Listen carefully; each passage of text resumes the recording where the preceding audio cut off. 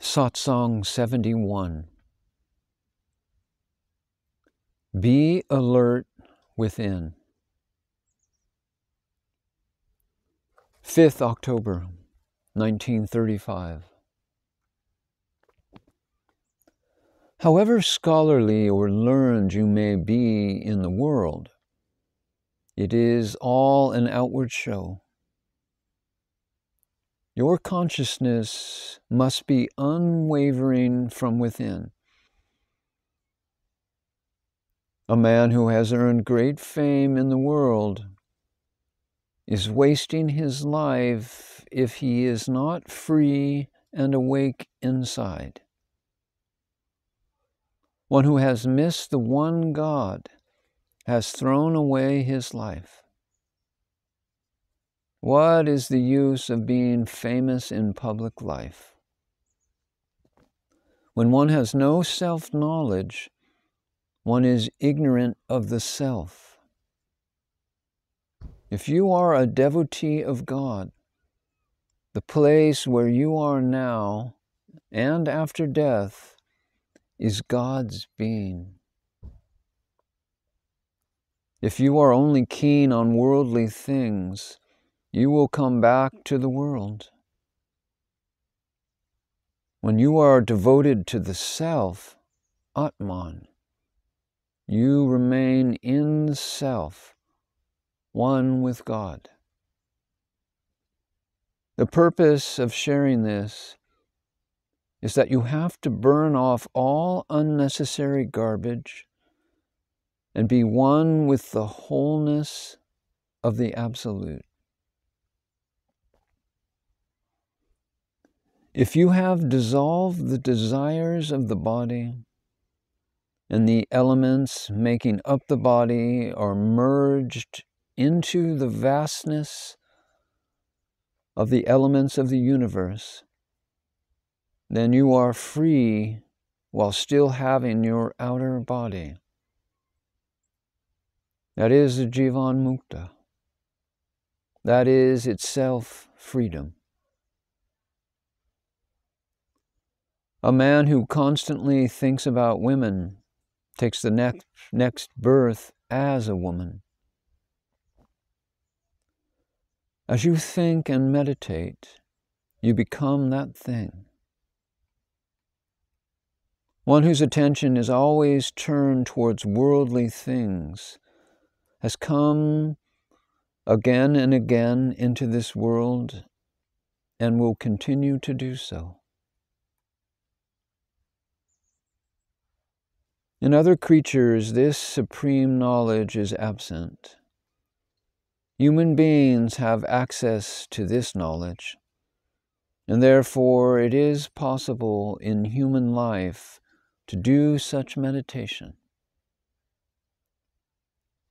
It is not true that by complete saturation in multiple pleasures that you eventually become desireless. No. The desires will never die this way. They only increase. All will occasionally say that they are disgusted with life, but this is because they cannot find the solution to their problems. That is frustration, not real desirelessness. You cannot get the dream how you want it. The dream experience is caused by some continuous craving. As you put your energy into any particular feeling, you get it. If you concentrate on Brahman, which is attributeless, Nirguna Brahman, you will experience that. There the attributes or qualities, the gunas, end. It is when the gunas and desires constantly repeat themselves and become multiplied that they take the form of the universe. This is the original illusion, Mula Maya. which is the illusion-producing consciousness.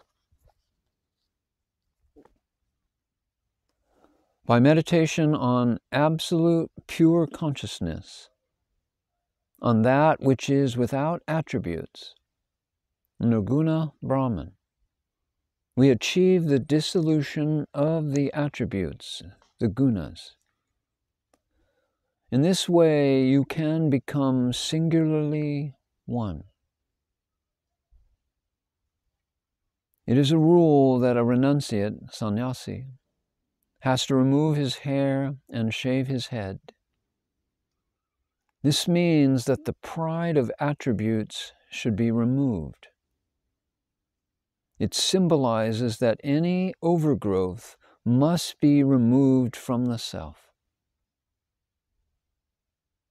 What was there originally seems to have become something other. The other must be removed,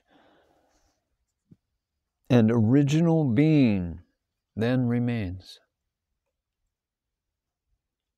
This original being or original state had no qualities such as sattva, raja, or tama until these gunas appeared. The nature of the gunas is the power of imagination. Embracing the gunas, the self mistook the gunas to be its own nature and forgot the original nature. That is where confusion took over. The self has to be very alert and must realize that the power of imagination is not one's true nature, and that Atman is without duality, has no qualities, and is completely free as being. The final fruit of all of this is only to recognize the one God. To recognize God is to inquire into what you are. Regular thinking is only within the field of illusion. So what is the meaning of this? It means to realize that I am nothing, and only the self prevails. This, at least, must be understood. To know the truth is called right knowledge. To know truth is knowledge. When the firm conviction that I am that, soham, is fixed, we know that we are nothing. Whatever is only Brahman. Now, why fight over logic? The self is in its right place. Within the self, can anyone even say his own name? Does the child say that a certain name should be given to him? You may give any name to that which cannot be described.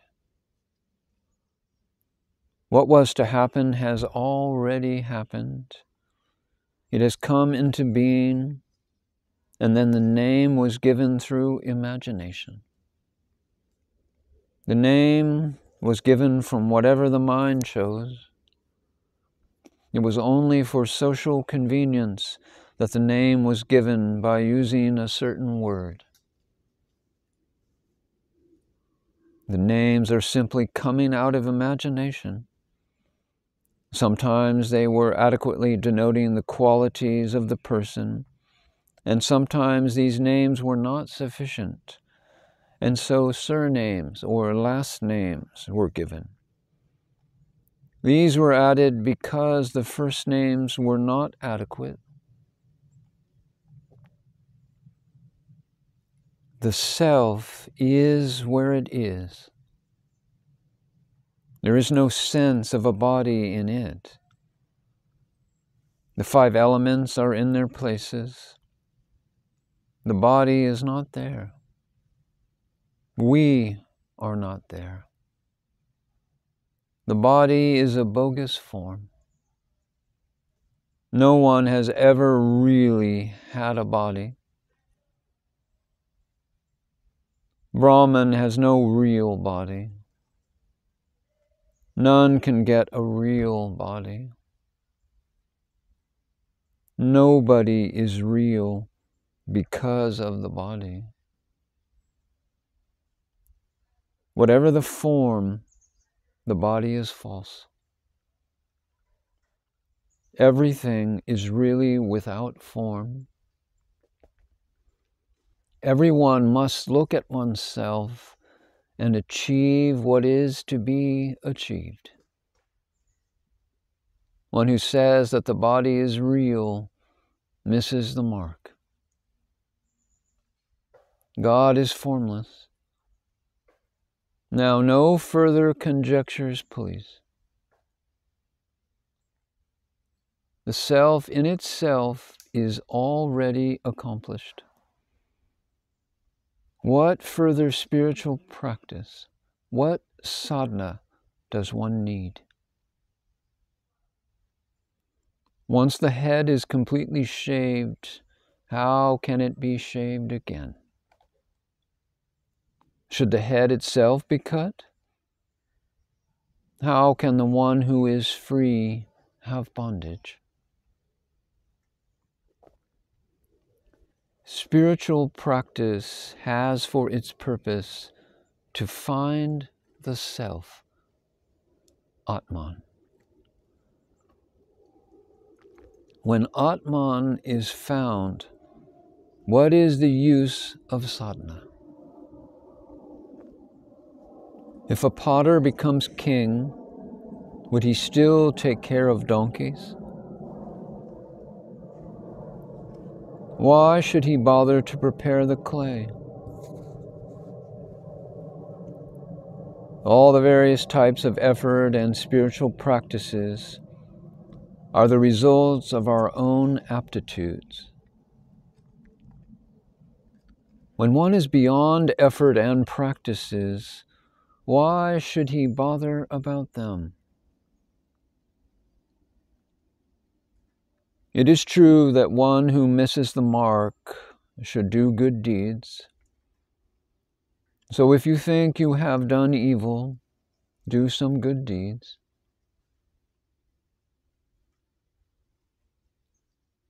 This is a mental attitude. For the one who has renounced, why should he fall back into moods of the mind? What is there to be achieved through various practices? What fruit is to be gained by observing rules of conduct? When one has oneself become that which was the aim of sadhana, and that is experienced within and deeply imbibed, then you remain a devotee of the Guru because of your love for him. However, that devotion must be without desire. You are already one with Brahman. In order to keep in memory what the Guru has done for you, sing in praise of him. We are that. The body belongs to the 5 elements. The individual is really only Brahman, absolute pure consciousness. Inquire deeply over who you are and where you really are. without intentional self-inquiry or self-reflection, what do you feel that you are? When you contemplate, you come to see that you are nothing. What is the self. And the verb is denotes natural being. If you say you are an individual, a jiva, you experience jiva, a sense of individuality, separation. The self is really God, permeating everyone and everything in its nature. And great fortune or Lakshmi is its quality, just as Radha Krishna.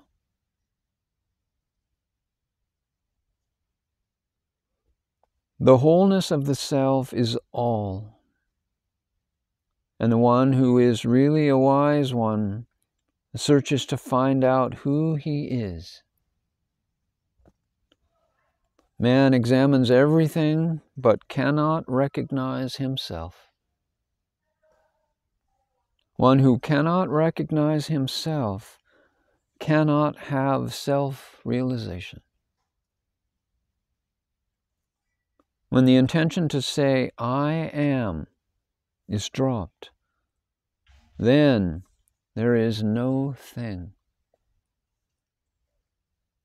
And what remains is Brahman, which is truly what you are.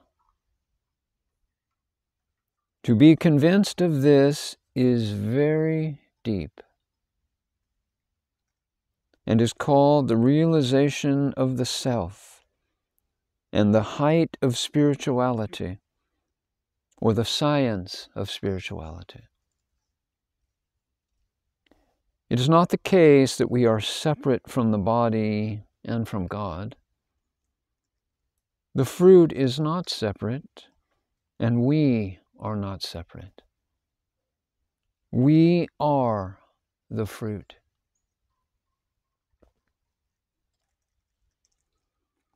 The aim is the final reality, which is one with us. One became the fruit while he was trying to get it. A man, while worrying about his poverty, became king. So why would he worry any more about poverty? We are already that which the seeker was so busy doing sadhana to achieve.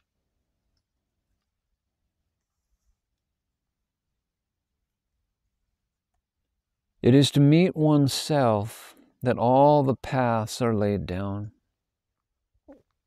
Now we are that. This is proved. This is realized. Now there is no question of doing something or not doing anything. Those who were afraid of the orders of the king have themselves become kings. Fear has disappeared along with poverty. What study of the Vedas should the Vedas do? How can a place of pilgrimage go to itself? What God should be met by God? What nectar of immortality should the nectar drink? Which immeasurable should be worshipped by the immeasurable? What qualitylessness should be the object of devotion for the qualityless? Which reality should enjoy reality? How can pure, untainted Brahman experience itself? How can the object of meditation meditate upon itself? When you realize yourself, everything is beyond words.